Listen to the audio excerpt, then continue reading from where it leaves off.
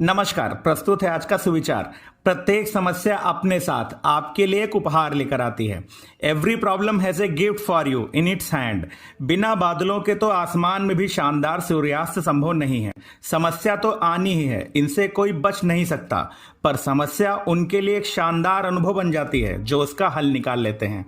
धन्यवाद। आपका दिन शुभ हो। सवेरे का नमस्कार। आज का शब्द है एक्रोबेट। ECROBAT Acrobat. इसका हिंदी अर्थ होता है नट अथवा कलाबाज। आइए इसे कुछ वाक्यों से समझते हैं। The acrobat balanced a long pole on his left shoulder. कलाबाज ने अपने बाएं कंधे पर एक लंबे डंडे को संतुलित किया। An acrobat has to be agile. एक कलाबाज को चुस्त होना पड़ता है। धन्यवाद। नमस्कार। अब वक्त है आज की पहेली का। रात गली में खड़ा खड़ा, डंडा लेकर बड़ा बड़ा, रहो जागते होशियार, कहता वो बार बार। एक बार फिर से। रात गली में खड़ा खड़ा, डंडा लेकर बड़ा बड़ा, रहो जागते होशियार, कहता वो बार बार। मुझे पता है आपको समझ आ गया है। इसका सही जवाब है चौकीदार। धन्यवाद। प्यारे बच्चों, अब आज का इतिहास। सन 1799 में आज के दिन मैसूर के शासक टीपू सुल्तान के 48 वर्ष के आयु में अंग्रेजों से युद्ध में मौत हो गई थी। 1905 में आज ही भारत की पहली महिला न्यायाधीश अन्ना चांडी का जन्म केरल में हुआ था। धन्यवाद। नमस्कार बच्चों, आज का विशेष। आज के विशेष में टीपू सुल्तान। टीपू सुल्तान भारत के तत्कालीन मैसूर के राजा थे। टीपू ने 18 वर्ष की उम्र में अंग्रेजों के विरुद्ध पहला युद्ध जीता था। वो अपने शासनकाल में भारत में बढ़ते ईस्ट इंडिया कंपनी के साम्राज्य के सामने कभी नहीं झुके थे।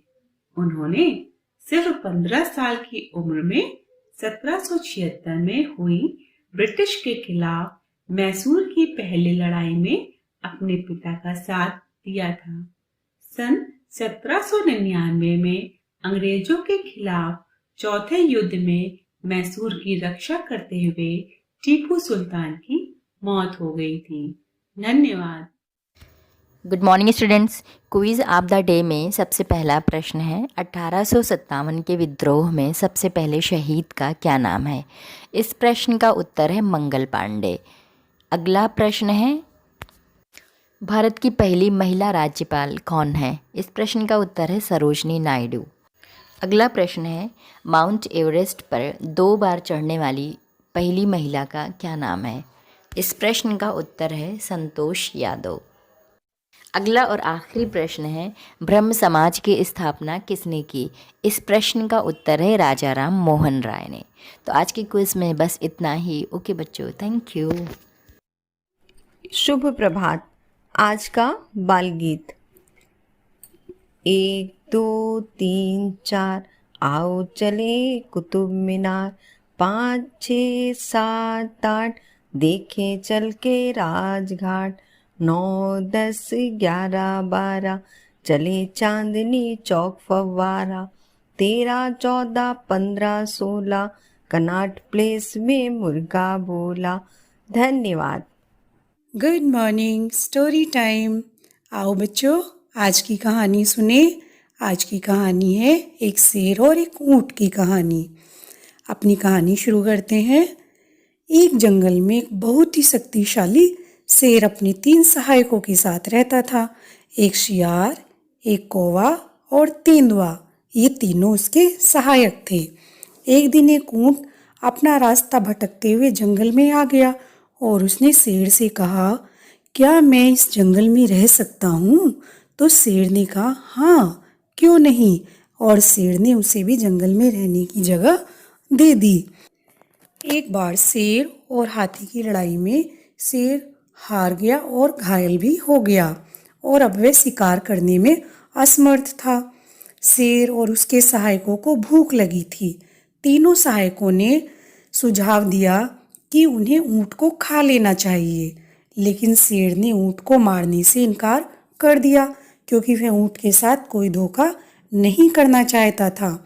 तब शियार, कौवा और तेंदुए ने ऊंट को अपने रक्षक के सामने भोजन के रूप में प्रस्तुत करने की योजना बनाई, जिसमें कौवा, तेंदुए और शियार तीनों ने एक एक करके स्वयं को शेर के आगे भोजन के रूप में पेश किया। उन सभी को शेर ने मारकर खाने से इनकार कर दिया। यह देखकर ऊंट ने भी सोचा कि अगर उसने ऐसा नहीं किया तो शेर को बुरा लगेगा और उसने खुद को शेर के सामने उसके खाने के रूप में पेश किया। परंतु तीनों धोखेबाज सहायकों ने शेर की एक भी बात नहीं मानी और ऊंट पर उसी समय आक्रमण कर दिया और उसे मार दिया। बच्चों, हमें इस कहानी से बहुत बड़ी सीख मिलती है कि जब आप दुष्ट लोगों की संगति में हो तो हमेशा ध्यान और चालाकी से रहें। उनकी चिकनी चुपड़ी बातों का भरोसा न करें। Thank you. नमस्कार। आज मोटिवेट और सेल्फ का विषय है अपने रास्ते खुद चुनिए।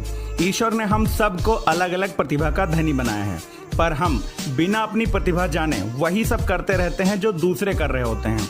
और ऐसे में हमारे अंदर उनसे आगे निकलने की या पीछे रह जाने की एक अनचाही प्रतिस्पर्धा पैदा होती है, जो अपने साथ साथ मानसिक दबाव और तनाव लेकर आती है। जब हम अपने विवेक से अपनी परिस्थितियों के अनुसार अपना रास्ता अलग चुनते हैं तो हम अपने निर्णय लेने के लिए आज़ाद होते हैं और आगे निकलने की होड़ और मानसिक तनाव से बच जाते हैं।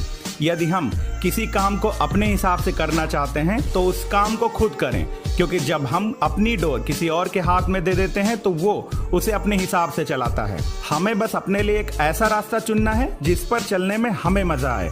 उस रास्ते में चाहे जितनी समस्याएं हैं, हमें उन्हें सुलझाना अच्छा लगे। तब हमारी डोर पूरी तरह हमारे हाथों में होगी और ज्यादा खुशी और आजादी से हम अपना जीवन जी पाएंगे। भीड़ हमेशा उस रास्ते पर चलती है जो रास्ता आसान होता है, लेकिन इसका मतलब ये बिल्कुल नहीं कि भीड़ हमेशा सही रास्ते पर चलती है। अपने रास्ते खुद चुनिए, क्योंकि आपको आपसे बेहतर कोई और नहीं जानता। धन्यवाद। आपका दिन शुभ हो।